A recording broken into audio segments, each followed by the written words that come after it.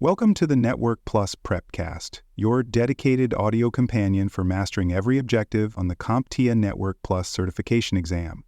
This series is produced by baremetalcyber.com. Wireless performance is not just a matter of bandwidth or signal strength. It starts with design. How you place access points, choose antenna types, and manage wireless channels directly determines whether users experience smooth, reliable connections or suffer through dead zones, disconnects, and slow speeds. Too often, performance issues stem not from misconfigured settings, but from poor physical layout and signal interference. When access points are placed carelessly or without consideration for their environment, even the most capable wireless hardware cannot perform at its best. Troubleshooting wireless effectively starts with understanding these physical and environmental variables. In this episode, we focus on the practical aspects of wireless design, antenna placement, channel selection, and the causes and effects of signal loss. Whether you're planning a new deployment, diagnosing coverage issues, or reviewing for the Network Plus exam, understanding these fundamentals is essential. Many wireless problems trace back to improper planning, and this episode is dedicated to helping you identify and correct those root causes. Let's begin with antenna types and placement basics. Most access points use either omnidirectional or directional antennas.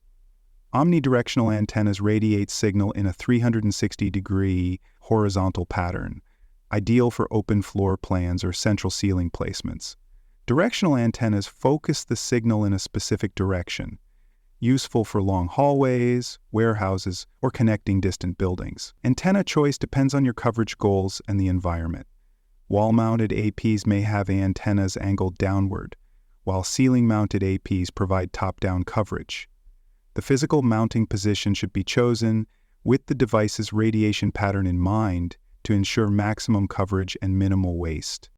Common placement mistakes include putting access points too close together, leading to excessive interference and channel contention, or placing them too far apart, causing coverage gaps.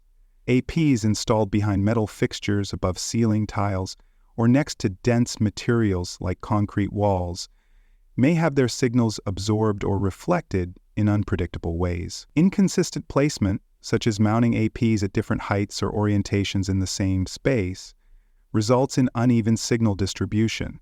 These mistakes often produce performance complaints, even though the equipment itself is functioning correctly. Understanding how antennas project signal is key to designing effective coverage. Many assume wireless signals radiate in a spherical pattern, but in reality, they resemble flattened donuts. With an omnidirectional antenna mounted horizontally, the signal spreads out more on a horizontal plane than vertically. This means that placing an AP flat on a ceiling provides good horizontal coverage, but weak vertical penetration through floors.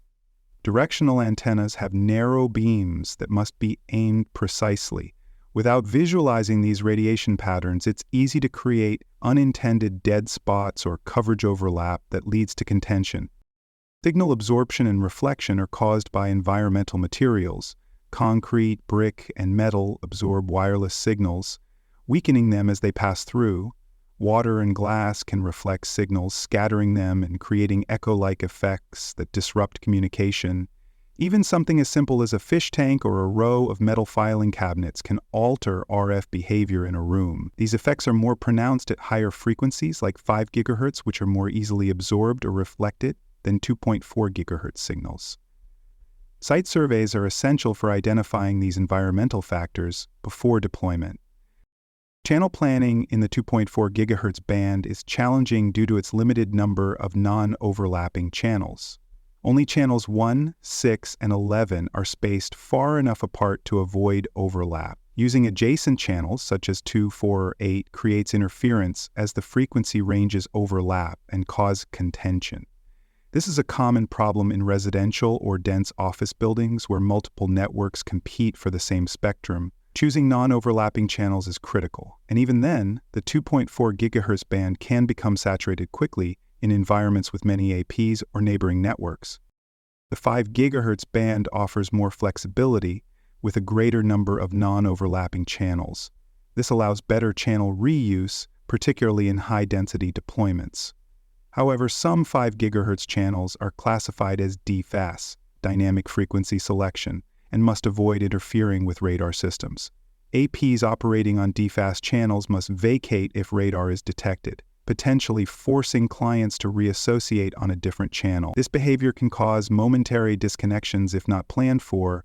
Still, with careful management, the 5 GHz band provides much more room for efficient, high-speed wireless networks. Interference from nearby networks remains one of the most persistent wireless design challenges. In apartment complexes, shared office buildings, or urban environments, dozens of Wi-Fi networks may overlap in the same frequency range. Clients experience slow speeds, frequent retries, and unstable connections. Site survey tools like Wi-Fi analyzers can show which channels are in use and help you select less congested ones. Visualizing spectrum occupancy before assigning channels prevents you from contributing to the problem and allows you to create a more stable network experience for users. Signal loss over distance is an unavoidable part of wireless physics. As a signal travels, it weakens, according to the inverse square law, meaning every time the distance doubles, the signal strength drops by a factor of 4. As signal strength decreases, the access point lowers the modulation rate to maintain reliability. This means that users farther from the AP may still be connected, but will experience significantly lower throughput. That's why it's important not just to cover an area with signal, but to ensure that the signal is strong enough for the intended application. VoIP and video streaming, for example, require stronger, more stable connections than email or web browsing. Another key design factor is load balancing across access points. A common mistake is assuming that simply placing more APs in a space will improve performance. However, if too many clients connect to a single AP while others remain underutilized, performance suffers. This often happens when APs are misconfigured, power levels are inconsistent, or placement does not encourage even distribution. Wireless controllers can assist with load balancing by steering clients to less congested APs or frequency bands, but physical layout must also support balanced coverage. Planning for client density is as important as signal strength in performance-sensitive environments. Another factor that significantly impacts wireless performance is antenna orientation. While access points may come with integrated antennas, many enterprise-grade models allow antenna direction to be adjusted or even replaced with external options. Improper tilt or rotation of antennas can create coverage blind spots or radiate signal in unintended direction. For instance, if an omnidirectional antenna is tilted on its side, it may put signal vertically rather than horizontally, reducing coverage across a room. Directional antennas, such as patch or Yagi designs, must be precisely aimed to ensure the beam hits the intended coverage zone. A small misalignment can mean the difference between strong, stable connectivity and complete signal absence. Channel overlap issues can be tricky to identify unless you use proper diagnostic tools. One sign of overlap is an increase in client retries when devices continuously attempt to send frames but fail due to collisions or interference. Another symptom is noticeable drops in throughput, especially when neighboring networks are active. Using a Wi-Fi analyzer or controller-based monitoring tool, you can inspect real-time channel usage and identify which access points are stepping on each other's frequencies. Once identified, you can manually reassign channels or adjust transmit power to reduce the area of influence and eliminate contention zones. Adjusting transmit power is another balancing act. Setting access points to maximum power might seem logical, but it often backfires. High transmit power can bleed signal into unintended areas, creating overlap, increasing channel contention, and attracting clients that should associate with a closer AP. On the other hand, too little power causes dead zones and unreliable coverage at the network edges. In multi-AP environments, each unit's power must be tuned to ensure reliable coverage without stepping on its neighbors. Transmit power should also be considered in the context of client device capabilities. Smartphones, tablets, and IoT devices may not be able to transmit as far as they can receive. Roaming problems are also frequently linked to placement and power configuration. When coverage areas don't overlap correctly, clients may lose connectivity during transitions from one AP to another. This is especially disruptive in real-time applications like VoIP or video conferencing. Inconsistent SSIDs across APs or mismatched authentication settings can confuse devices and cause failed connections. Designing for proper overlap, typically around 15–20% signal overlap between neighboring APs, and using fast roaming features like 800 and 2.11r can smooth transitions. However, roaming behavior is also dependent on client device logic, so testing with real endpoints is critical. The choice of frequency band has a major impact on coverage and performance. The 2.4 GHz band offers longer range and better wall penetration, but suffers from limited channel availability and high interference. The 5 GHz band delivers faster speeds, more channels, and less congestion, but has shorter range and is more easily absorbed by walls and obstacles. Dual-band support in both access points and clients allows networks to steer devices based on performance needs. For example, latency-sensitive applications should favor 5 GHz, while low bandwidth or distance-sensitive tasks may perform better on 2.4 GHz. Wireless design limitations are frequently tested on the Network Plus exam. You may encounter questions asking you to identify a coverage issue based on signal strength data, recommend a channel assignment based on a het map, or explain why a user's device can see an SSID but cannot maintain a stable connection. You'll also need to distinguish between signal strength and throughput, understand the effects of RF interference, and suggest appropriate antenna types or placement. These questions reinforce the idea that wireless troubleshooting begins with physical and environmental considerations, not just software or security settings. Several tools are essential when confirming wireless design issues. Heat map software helps visualize signal strength across physical space, showing where coverage is strong, weak, or overlapping. This supports better AP placement and power tuning.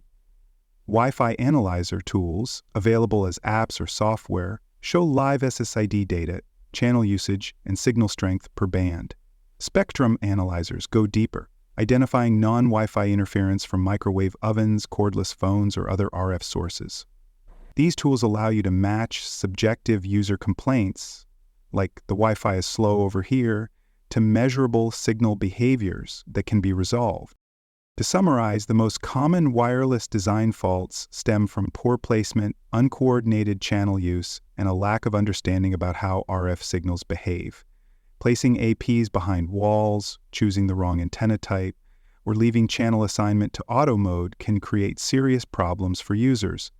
Likewise, ignoring environmental variables like metal shelving, elevators, or neighboring networks leads to frustrating performance degradation. Proper wireless design considers signal coverage, client behavior, and environmental obstacles together, supported by tools that validate performance before users start reporting issues.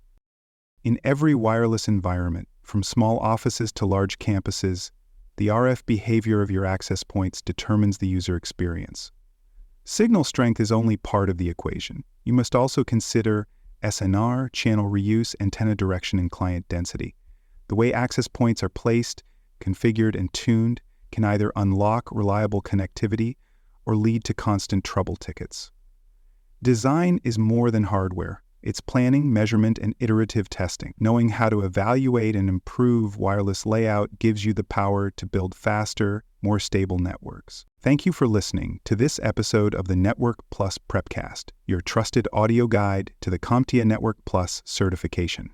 This episode was produced by baremetalcyber.com. For more cybersecurity podcasts, books, and resources, visit baremetalcyber.com. Thanks for joining us for this episode of the Bare Metal Cybersecurity Plus podcast. For more episodes, tools, and study support, visit us at baremetalcyber.com. And before you take the test, make sure to check out the practice questions in the book Achieve CompTIA Security Plus SY0-701 Exam Success by Dr. Jason Edwards. They cover every domain and are a powerful way to lock in your knowledge.